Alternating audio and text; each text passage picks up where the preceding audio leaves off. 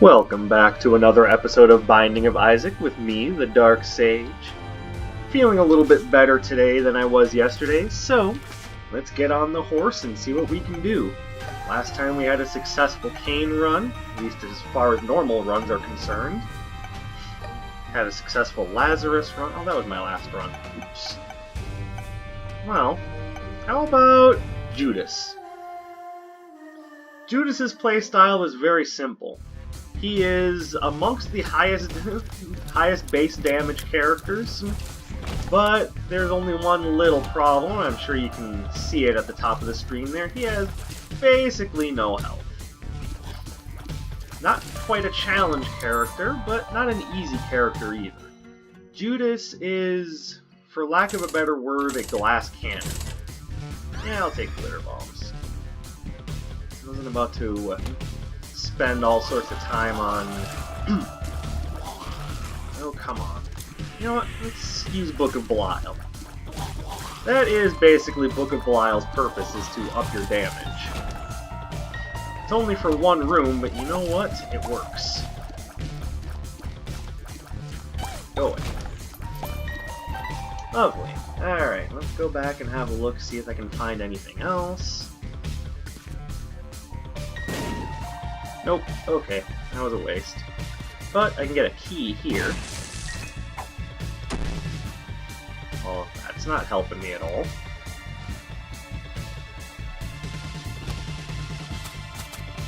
Over here, boys. Over here, you know you want it. Oh. Oh my. There we go. That's looking better.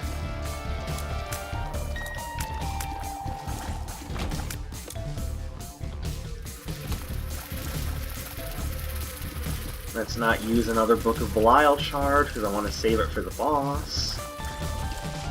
Excellent. And I'm pretty sure Secret Room is here. I could also be completely wrong about that. Let's check here. Should have trusted my first name. Ooh, Transcendence!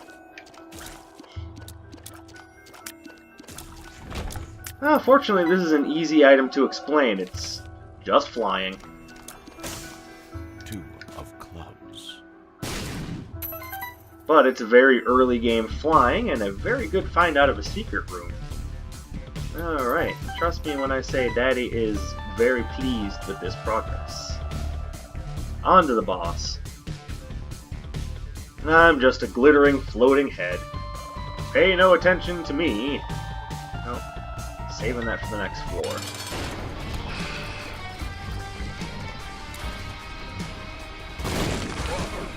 Okay, I was hoping to get him caught in the bomb blast.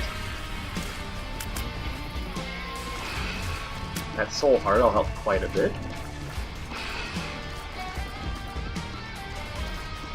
You know, ever since I unlocked Famine, or unlocked the Horseman, I should say. Oops. Oh, that's embarrassing. Seems like Famine has always been the first boss. Maybe it's just confirmation bias.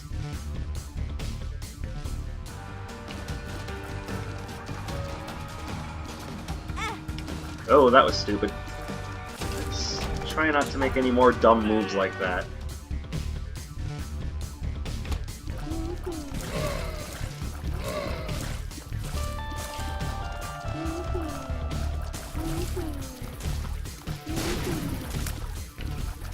Forgive me for being a little quiet, I'm just making sure I don't blow my Devil Deal chances.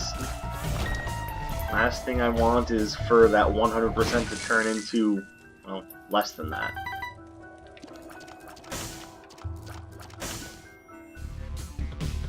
So I'm trying to make sure that I don't take any unnecessary damage. Though to be fair, most damage is unnecessary. Onk! So that will bring me back to life, but it'll bring me back as a different character, so I would rather that not happen. And I'm trying to get Judas progression. Oh wow, there's a lot going on in this room.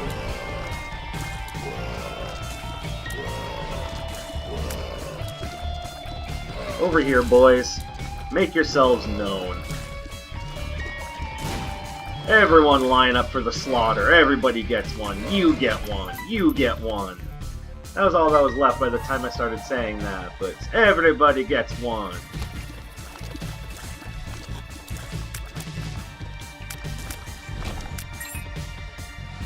And there's the shop. Good. Now there is that 2-key room I could check out. I'm a little worried about that because I don't have many keys and I don't want to lock myself out of a special room on the next floor, but there we go. Ooh! Alright, now we're sitting pretty.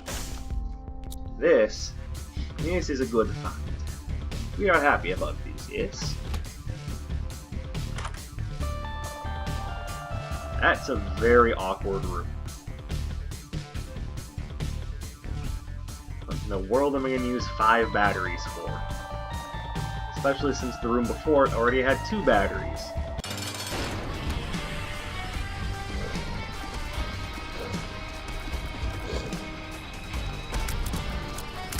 No thank you, sir. I don't want your spit.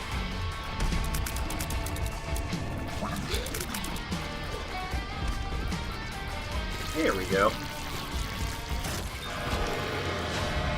Beautiful tears up. Let's see if we get anything good here. It's not Contract from Below, it's Evil Page 2. A subtle but crucial difference, I'm sure you'll agree. So, let's not bother with that. Matter of fact, maybe if we're lucky it'll be an Angel Deal run, and we'll get to see some interesting Angel Room items.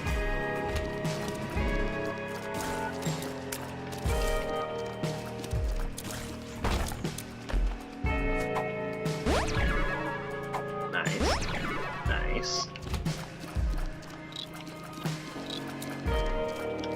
So I know last time I did a normal episode like this, and not a challenge, I had entered complaint mode about the current state of the video game industry. And it's rather unfortunate, but to be fair, the industry leaves me no shortage of things to complain about.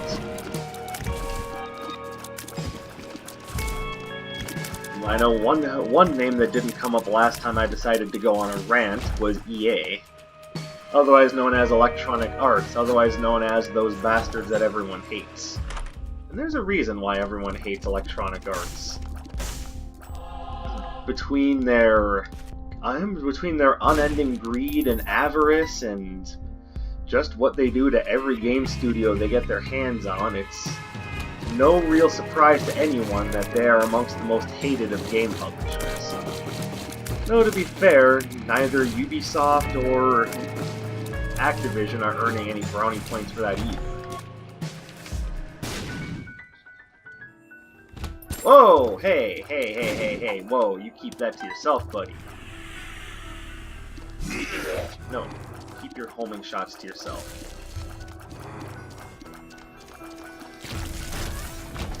Alright, well, see, that was worth it. I got a couple of keys out of it. Full health doesn't really help at the moment. That actually kind of pisses me off. Either way, I got a couple of keys out of the deal, so I can't complain too much. Just recently, Activision and Bungie parted ways. You know, Bungie were originally the Halo developers, but their biggest pet project lately has been Destiny. Which, if the reviews are anything to be believed, and I'd like to think at least some of them are, the game was released to a near universal Which, to be fair, I'm not really the guy who goes out and plays every shooter on the market. I'm more of an adventure game sort. I'm far more into things like Legend of Zelda and things that actually have decent gameplay loop. But for those that liked the idea of what Destiny was offering, it seemed like the game was less than stellar. someone could back me up on that, that would be good. At the moment, that's the information I have to go off of. So around the time that Destiny 2 came out, people were understandably probably expecting something a little bit better than what they got. What they got was, well, mired in what Activision is best known for. Microtransactions and a need to monetize every goddamn thing the game had to offer, including things that were in the first game that were totally free to use. Once you would earn them, of course. By that I mean shaders. Oh no, no. I'm in the middle of a conversation. You two keep away. Everything's exploding! I don't want everything to explode. I don't want my luck to go down any further either. Screw that. Pick that up for increased chance at bookworm. What is that, Gemini? And, well, at some point you gotta pick it up. So, I'm not necessarily going to explain what Gemini does because it already seems fairly obvious. More consumables, thank you.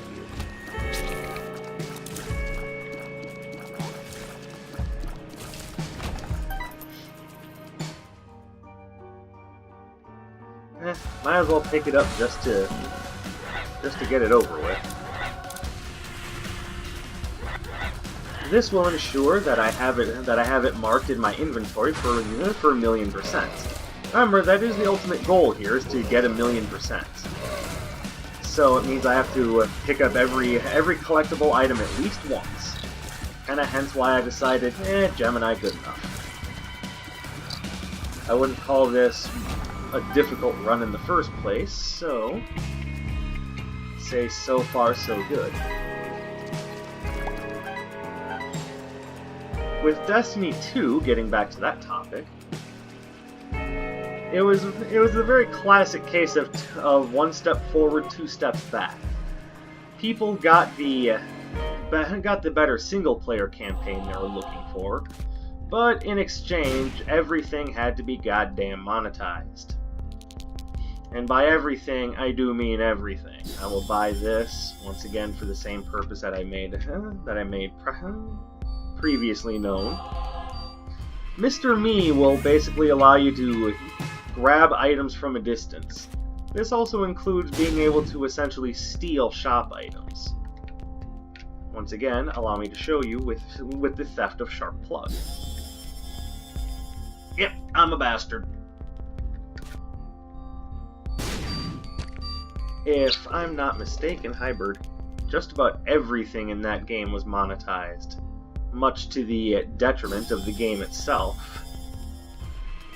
When things that were totally free to use and collect, like shaders, are being used as part of your monetization scheme, you done fucked something up. But I don't blame Bungie for that, not 100%. They're not exactly in the clear with all of this. Oh, hello. This is a chance to get Sackboy for free.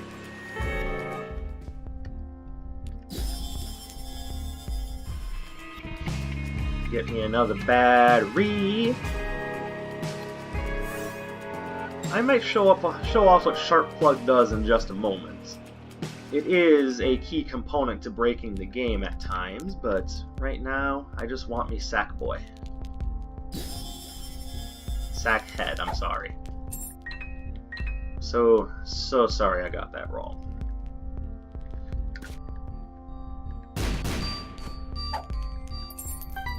Ooh, another good freebie? Yes, indeed.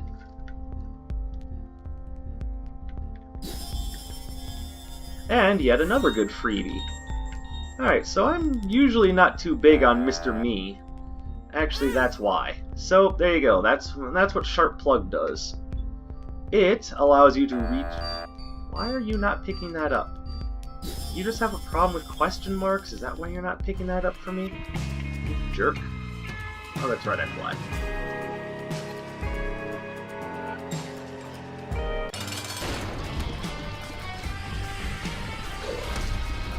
Bird, be nice.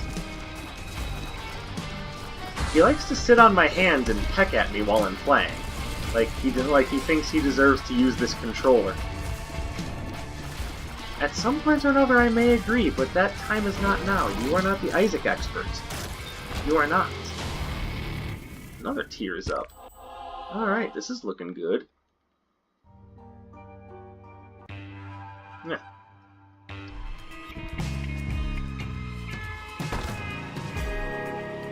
But so long as I'm on the topic, I'd like to point out that the whole greedy publisher thing is, while not new, not entirely exclusive to Activision. Shit, they probably wouldn't have even got the idea to be a bunch of greedy fucks if EA hadn't started the trend with their fucking sports games. Now, once again, I don't play sports games. It's not really my thing.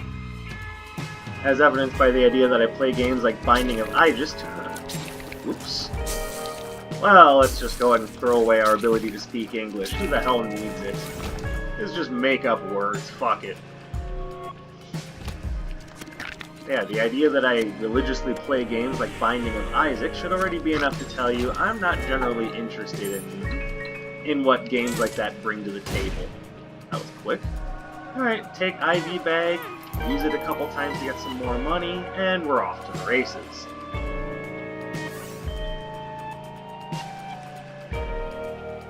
But for people who do play those games, you know, I just gotta ask, are you tired of being nickeled and dimed to death every year by these subpar shady releases whose entire purpose is just to fuel corporate gain at the hands of the My Ultimate Team mode? Do y'all ever get sick and tired of that? And to be fair, 2K is doing the same thing. The NBA games that have come out over the last couple of years have been nothing but shady microtransaction-fueled bullshit. Gameplay innovation? What the hell is that? We can just keep nickel and diming people to death with our fucking scummy microtransactions.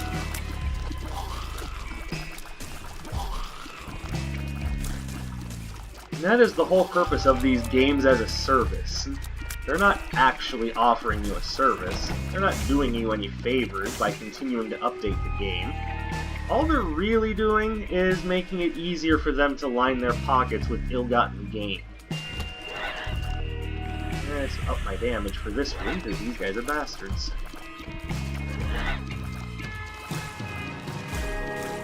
Sports games have been pulling that garbage for years, which is why I tend to put most of the blame for scummy business practices on the... Okay, Yumheart, it's a little useful.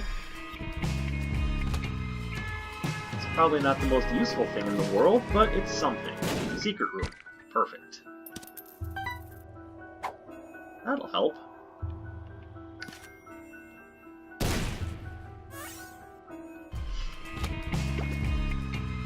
If EA hadn't essentially invented, maybe not invented, but popularized the idea with their damn sports titles, it's very possible that things could be in a different state right now. As is with microtransactions making up literally billions of dollars in revenue for publishers like EA and especially Activision, there's almost no chance that things are going to settle into a decent norm at this point. Double my bombs, why not? Let's donate a few coins, every little bit helps. The hell with this room. I hate that room so much. Whoa! Hi there, would you like to not blow up in my face? I would appreciate that. Not planning on leaving this room with bomb ashes all over my face. Oh, hey! I missed that. That's embarrassing.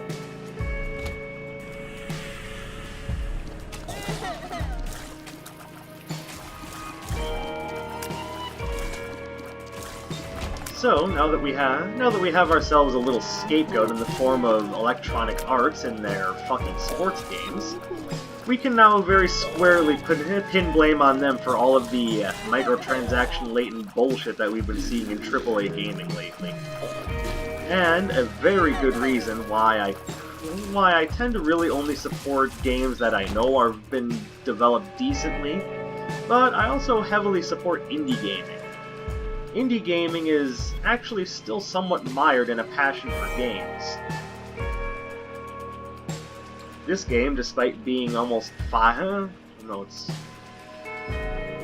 just about 7 years old, it still gets regular updates, and, well, as regular as you can expect from Nicholas and Edmund and Tyrone.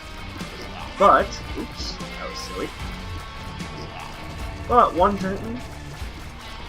for as irregular as the updates are for this game, they are still coming. As a matter of fact, Isaac will be getting another DLC in the form of Repentance, which I believe is going to take the Afterbirth mod and make it canon, so, there's that.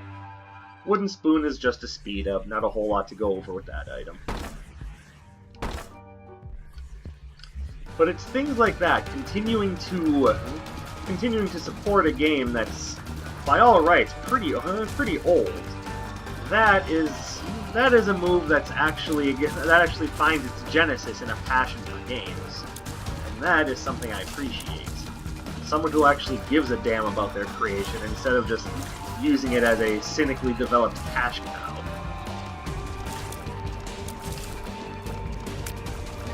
This ain't a My Ultimate Team mode, this is just a game. A game that, by the way, I've paid for on 4 separate occasions. Once on the 3DS, once on the Wii U, once on the Switch, and once on PC. This is a game I could play any number of times, literally just about anywhere. It's one of my favorite games, and hence why I'm playing it now. I love this game to death, even if there are some things about it that I somewhat dislike, like these fucking super jumpers. But I've noticed over the years that every game that we love has a few things about it that we don't love. Let's use another example that I think no one will disagree with. Resident Evil 4. Resident Evil 4 is a fantastic game and pretty much set the benchmark for future Resident Evil titles. Unfortunately, those Resident Evil titles were 5 and 6, but I digress. Those games were incredibly well received. Well, that game was incredibly well received for essentially rebooting the franchise to a state where explaining the idea of the game was simple. The actual gameplay was fun. They pulled the camera back. They loosened the tank controls. Didn't do away with them. It did enough for the game to secure it as one of the benchmark games of that year, and enough so that it's still driving the ideas of action game development to this day.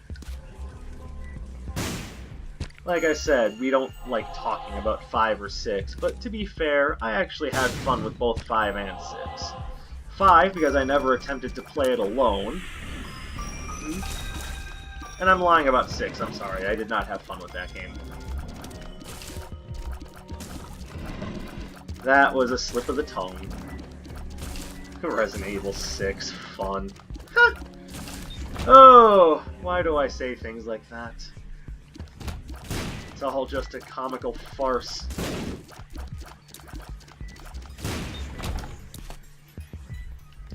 But back to the topic of 4. Of all the things that the game did right, it didn't do everything right. For example, no one likes QuickTime events. Not a single one of us. Doesn't matter if they're in God of War, doesn't matter if they're in Resident Evil 4. QuickTime events are immersion breaking. Thank you, Damage Up.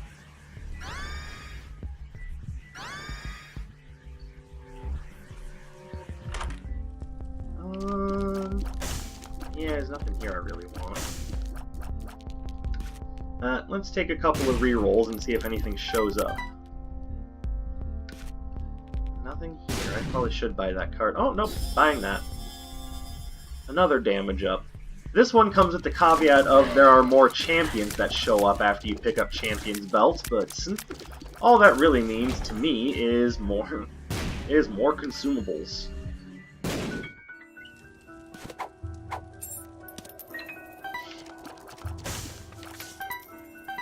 So it's an actually, yeah, that works.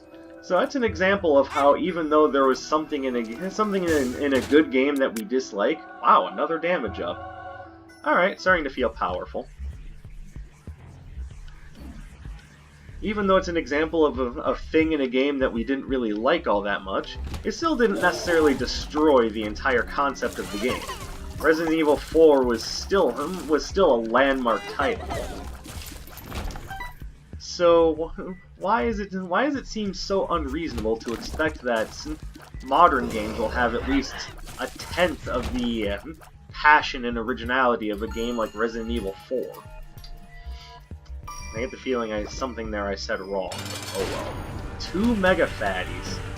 Well, I am not happy about that at all.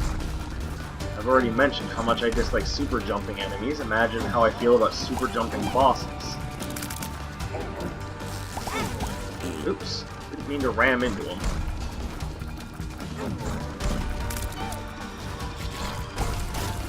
Yeah, that's what I'm talking about.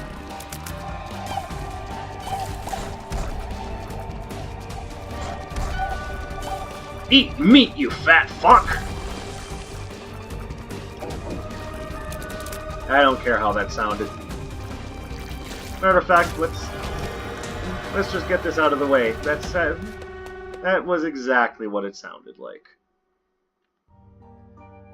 There it is. Dark Bum again. Well, I'm never gonna say no to Dark Bums, so come along, buddy. You will provide me with much-needed health and soul hearts. Or in this case, health as soul hearts. If you ask me, the problem of what games have become is entirely mired in this desire for infinite money. Which, as obvious as that sounds, it's a business model that's almost 100% unsustainable. There's no such thing as infinite profits, and they wouldn't be striving for it if their duty was to. Wow, I am having a hard time dodging things right now.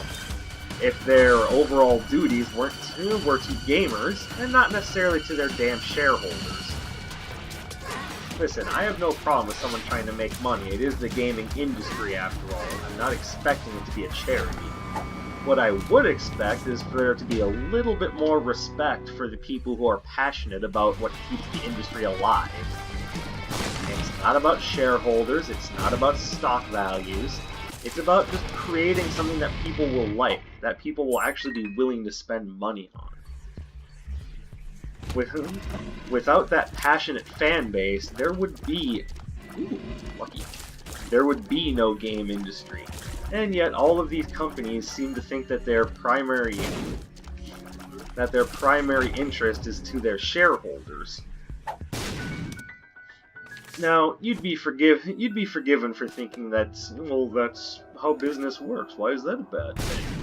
Well, because it completely disregards the people who got us there. You know, us, the people who are willing to buy these things in the first place. Nice. Give me that. I don't care. Death card. We'll take the death card. Magic Mushroom. This item does a lot.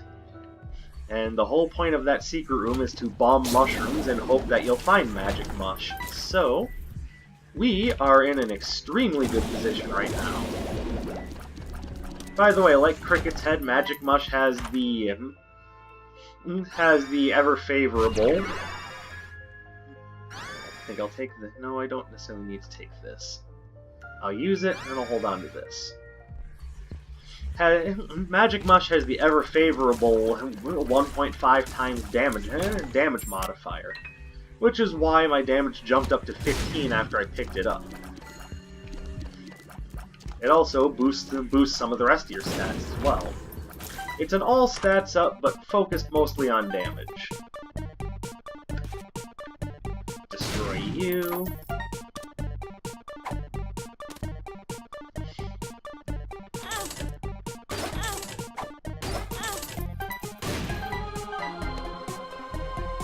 And blow you up. No, thank you. 10 more bombs. Alright, well, there you go.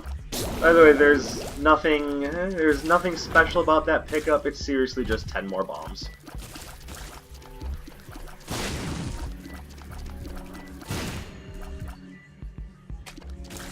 There we go.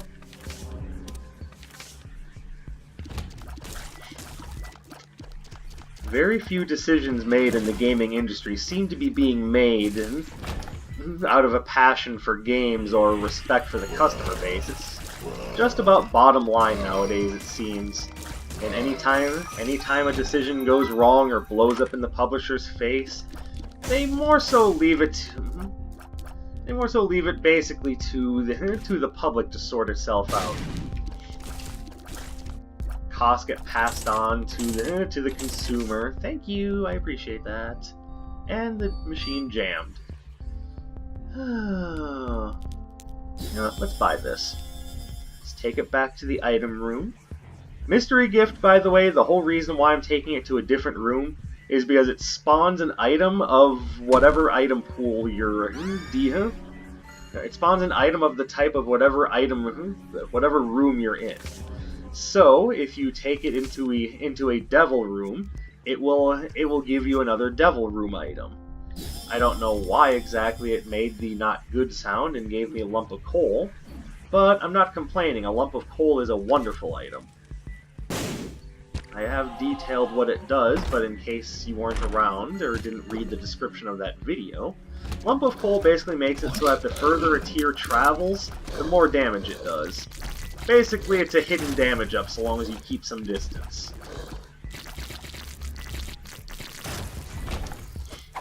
In case you're starting to think, wow, Darksage, your damage is getting ridiculous.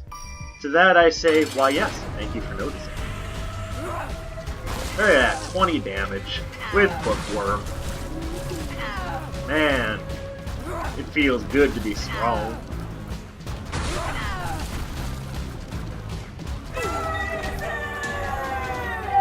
Alright, pick that up. Moving on. I haven't unlocked Maggie yet, and I need 7 red heart containers to do so. So we'll just continue picking up red hearts, even though late game you actually kind of want to have more or less just soul hearts. That will become more relevant later in the game as I start unlocking more things. As of right now, it's just something to keep in mind, but hardly a necessity.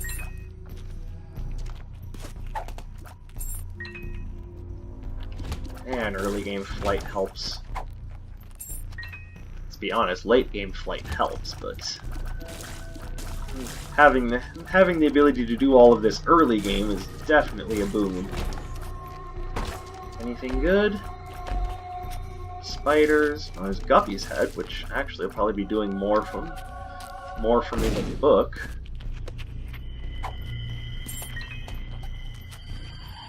Yeah, let's just run with this.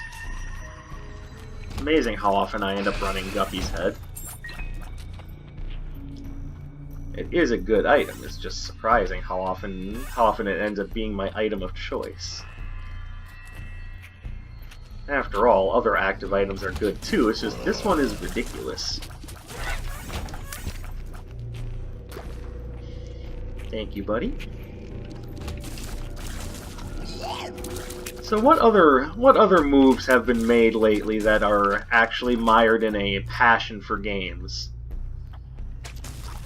Well, even using the live service model that I dislike so much, there is one game that was released under a live service model that actually does do a game as a service.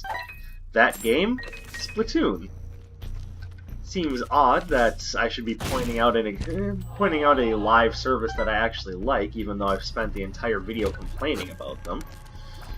But that's kind of why I'm bringing it up.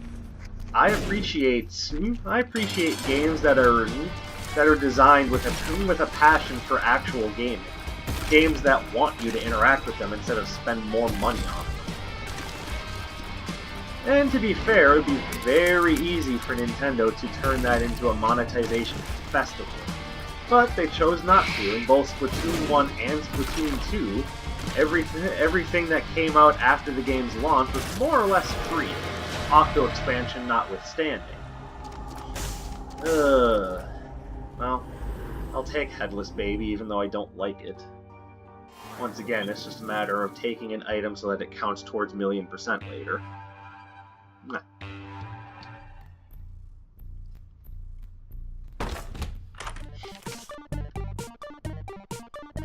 Yay, fun!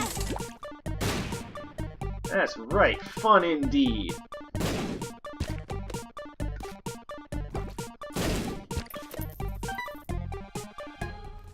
Splatoon is a game that I've played that, even though I'm not big on the live service online shooter, I actually do quite like Splatoon. Who knows, maybe I'll start playing that on my videos. Not immediately or anything, but, you know, it's actually been a while since I played. It might be fun to jump back in and see how things have changed since I decided to take a break from it.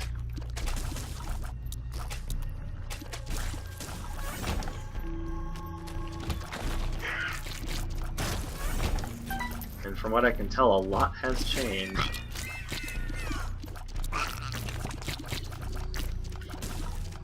And so long as we're on the service, yes, perfect. Once again, my English is best. As long as we're on the topic of the whole live service model, it's very possible that perhaps my own view of the gaming industry is, or what it should be, is perhaps a bit more idyllic than perhaps is realistic or even reasonable. But I'd like to think that that's not the case. After all, as I had stated before, I've been playing games for a long time, and very rarely has the idea of, oh, you bought the game, but you need to keep paying for it, really come up. Back in the early days of gaming, when a game was released, it was released as, get this idea, because it's so crazy you'll never be able to wrap your head around it. Get ready for it. You ready? You ready for this? It's crazy. You really ready for it? Okay. When a game released back in the day, it released as a finished product. It's fucking incredible, I know. It's an idea that's been unheard of in years. But it's true. There was a time in which when a game released, it was released as a finished product. And anything was added to it after that, it was just a bonus. Just a bonus, not something that you're expected to pay for. It wasn't something where you had a receptacle for DLC, Street Fighter V. It was just a game. You just played it, you interacted with it. You might have even enjoyed it. I know, games being played for enjoyment. Such a crazy idea.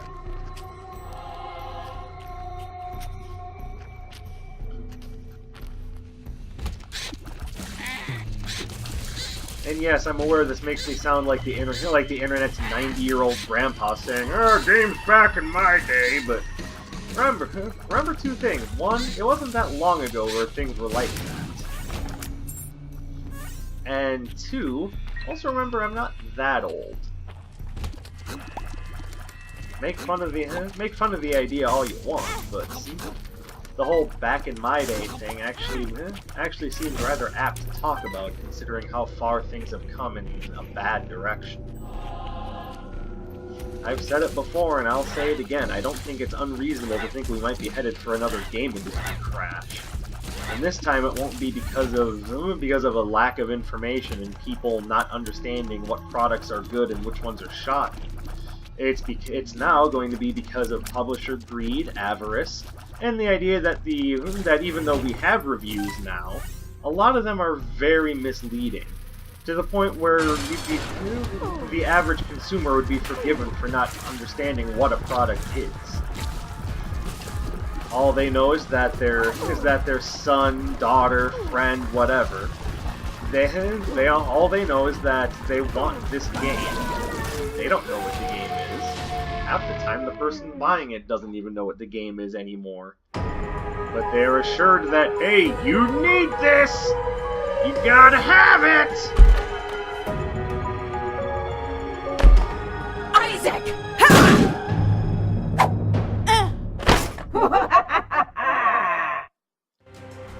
Wow, I forgot what that